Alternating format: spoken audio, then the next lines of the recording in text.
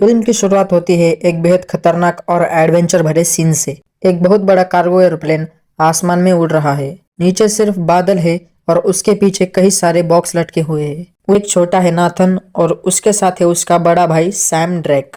Sam दीवार पर टंगे हुए एक पुराने नक्शे को दिखाता है और कहता है, देख नाथन, ये मगेलन की आखिरी यात्रा का नक्शा है। मगेलन वो एक इंसान था जिसने सबसे पहले पूरी दुनिया का चक्कर लगाया था। कहते हैं उसके जहाज में सोने का खजाना था जो कभी किसी को नहीं मिला। नाथन की आंखें चमक उठती है।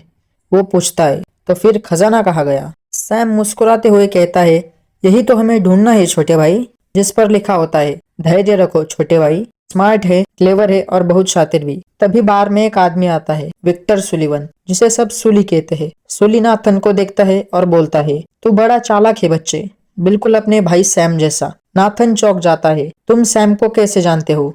सुली कहता है, हम दोनों साथ में एक मिशन पर थे, मगेलन के खोए हुए सोने के खजाने को ढूंढने के लिए। लेकिन एक दिन सैम अचानक गायब हो गया। नाथन हैरान है, इतने सालों से उसे अपने भाई की कोई भी खबर नहीं थी।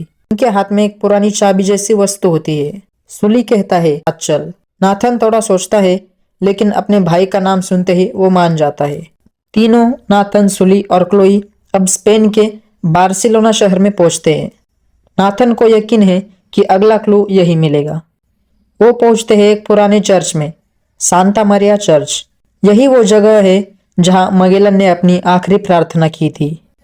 तभी पीछे से बंदूकों की आवाज आती है। ब्रैडॉक और उसकी टीम चर्च में पहुंच चुकी होती है। एकदम हड़कंप मच जाता है। सुली को बाहर से हमला झेलना पड़ता है। नाथन और क्लोई किसी तरह भागकर सुरंग से बाहर निकलते हैं। सुली फोन पर कहता है, मैंने कहा था ना, किसी पर भरोसा मत करना। रात को होटल में नाथन और क्लोई साथ में रुकते हैं। दोनों के बीच थोड़ा भरोसा और थोड़ा लगाव बनता है।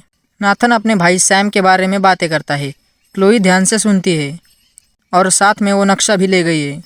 नाथन निराश होता है लेकिन हार नहीं मानता। वो अपने भाई सैम के भेजे हुए पुराने पोस्ट कार्ड्स निकालता है और उन्हें ध्यान से देखता है। इनमें लिखे कुछ अजीब नंबर और कोड्स को वो जोड़ता है। नाथन समझ जाता है कि असली खजाना कहाँ है, वही जगह जहाँ मगेलन ने अपनी आखिरी यात्रा खत्म की थी। वो कहता है, अगर भाई तू जिंदा नहीं है तो क्या हुआ, तेरा सपना मैं पूरा करूँगा। उधर मोकांडा अपने जहाज पे बैठा है, खुश है कि खजाना अब उसके पास आने वाला है।